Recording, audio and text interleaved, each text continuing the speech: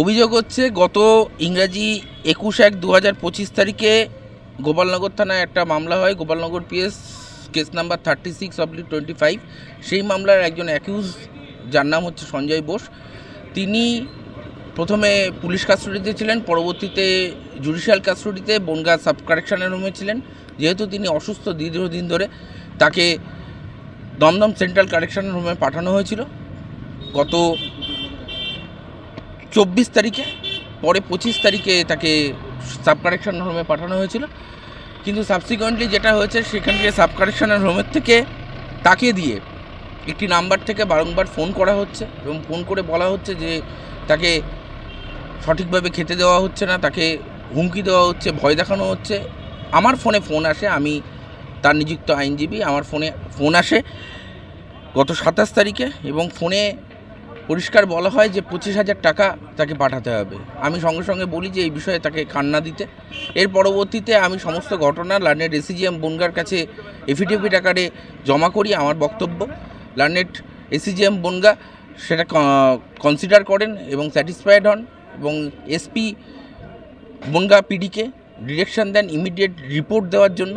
In the mean time গত 28/1/2025 তারিখে তার এক আত্মীয়, তার মামাতো এক ভাই, তার কাছে আবারও ফোন যায় এবং তাকে বলা হয় যে একটি নাম্বার দেওয়া হয়। সে নাম্বারটা আমার এফআইআরে লেখা আছে, আমি এখানে বলছি না। এবং জনকে একজন ব্যক্তি, তার নাম নীরেন্দ্রনাথ শিউলি, তার অ্যাকাউন্টে ইউপিআই করে টাকা পাঠানোর জন্য অনুরোধ করা হয়, এক প্রকার চাপ দেওয়া হয় এবং সেটা আমার ক্লায়েন্টকে দিয়েই বলানো হয়, অন্য কেউ নয়। তাহলে জেলের ভিতর থেকে ক্লায়েন্টকে দিয়ে ফোন করানো হচ্ছে, তার রিলেটিভ, তার অ্যাডভোকেটের কাছে টাকার জন্য চাপ দেওয়া হচ্ছে এবং টাকা না দিলে তাকে মারধর করা হবে, সঠিকভাবে খেতে দেওয়া হবে না, থাকতে দেওয়া হবে না, ওষুধ দেওয়া হবে না, এরকম ধরনেরভাবে মানসিক তার অত্যাচার শিকার আমার ক্লায়েন্ট হচ্ছেন। গত 28 তারিখে নিরুপায় হয়ে তার সেই দাদা 5,000 টাকা ইউপিআই করে ওই জনৈক নীরেন্দ্রনাথ শিউলি, যে নাম্বার পাঠানো হয়েছিল, তাকে পাঠানো হয়েছে। আদালতের নির্দেশে আজকে আমি আইসি সাইবার পিএসে একটি অভিযোগ দায়ের করলাম এই বিষয়ে পূর্ণাঙ্গ তদন্ত করার জন্য এবং উপযুক্ত ব্যবস্থা গ্রহণ করার জন্য। না, কারোর নাম করে কোনো টাকা পয়সা কোনো কিছু চাইনি।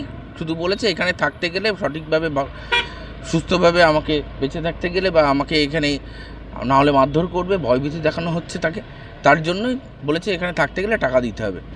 জেল কাস্টডিতে বা যারা জেলে বন্দি থাকে তাদের কাছে তো ফোন যাওয়ার কথা নয়, একেবারেই নয়। এটা সবথেকে বড় বিষয় এবং আশ্চর্যের বিষয়, জেল দমদম সেন্ট্রাল জেলের মতন এরকম একটা প্রোটেক্টেড এরিয়া থেকে ফোন কল জেলের ভিতর থেকে যাচ্ছে এবং টাকা চেয়ে পাঠানো হচ্ছে। এটা সবথেকে আশ্চর্যের বিষয় এবং আমি মনে করি লিগ্যাল অ্যাডমিনিস্ট্রেটিভ সিস্টেমের এটা একটা দুর্ভাগ্যের বিষয়।